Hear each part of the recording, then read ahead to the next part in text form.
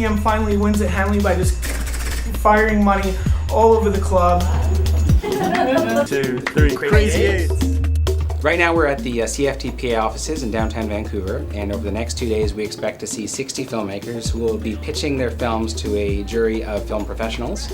And from that process, after the end of 2 days, the jury will then select 10 filmmakers to move on to the next phase. Just goes. How about we give them a little Nazi torture? Once those filmmakers have written their scripts, they then resubmit their scripts to the jury, and the jury then picks the best 6 films. And those filmmakers then have 8 days. We give them $800 plus a great deal of industry support to make their films. And on April 25th, they will be screening their films at the Vogue Theatre at a big gala screening followed by a party that will be attended by the who's who of the Vancouver film industry. Why choose Crazy Eights? That means we get gear and money. Crazy Eights gives an opportunity to emerging filmmakers to make their first calling card film that often they use to make their first feature film. There was a real momentum that built from starting with nothing to going to the next level to hitting the Crazy Eights, and then sort of from there just sort of jettisoning into doing a low budget feature. This is our 10th anniversary. Over the last 10 years, we've produced over 50 films. Crazy Eights makes something out of nothing. It condenses what we love about this industry in a way to make it possible. So what goes on in the big judging room? First of all, you have fantastic people around the table who all have sort of different expertise. The jury process is interesting because you've got 7 very different people all hearing the same pitches, and everybody reacts to things differently and picks up on things differently. We also have a lot of discussion about how to put together a combination of films that would make a good slate. A good story, some originality, 3D horror film, huh? passion, and somebody who can see their film, who can feel their film, and can bring that across. Pirate Santa here, happy to be a part of Crazy Eights. It's all sort of stepping stones, I think, in the progress of your team. I think the biggest thing to keep in mind when you go in there is that they want to make your film. So you just have to help them to help you make it. It's now 9 o'clock and it's Saturday evening. You can hear people partying out the streets, and we're just finishing up here. It's 2 full days, tons of ideas, lots of dialogue, lots of discussion, quite a few laughs, and we're pretty excited to now move into the next phase of Crazy Eights.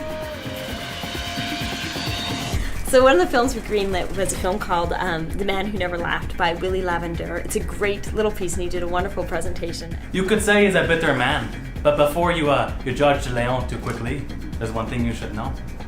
Leon has never laughed, not once.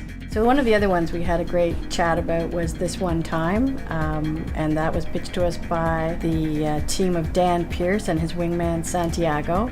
It was the only coming-of-age story. So we thought The Mechanic by Mike Grand was a really great pitch. It was very coherent. Jumps up, knocks the table over, and Jenny yells for help.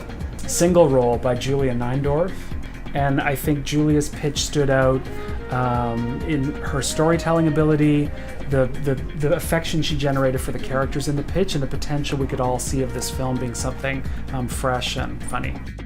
The story that was picked for the first part is Teaser by Lydia Stante. That's the realization of the story. Comedy called Cash Adam, about a couple of slackers who conspired to steal an ATM from a convenience store. All of a sudden the ATM comes to life and it's The social commentary that was there in Breaking Point by Aaron Veal was something that I felt that needed to be added into this lineup. So Mike Inc. by Jose Pablo Gonzalez and Paul Wilhelm Nesset. The scientists are upset, Mike is obsessed, he's going as hard as he can. We have 3 filmmakers, Wendy D, Ian Tang, and Robert Hayter, that are bringing us a film called Ignite Inferno.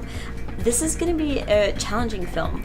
It doesn't deal with AIDS, it doesn't deal about sex, and it doesn't deal about some, wacky gay friend with a neurotic straight woman. So completely different than what gay film festivals usually say.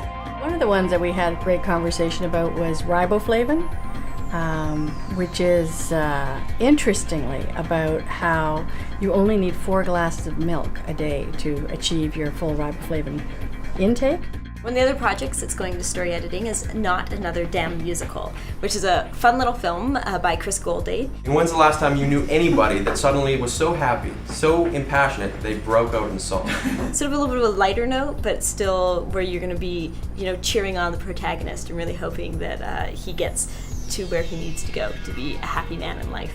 Every year people go, oh, I want to do Crazy Eights. I want to do it this year. I want to be part of that experience. There's a lot of great pitches this year, but the jury ended up narrowing it down. They were supposed to narrow it down to 10, but the last 2 were the hardest ones for them to come up with to narrow it down to the final 10. So we ended up choosing 11 that will then go on to the next phase, which is the story edit phase.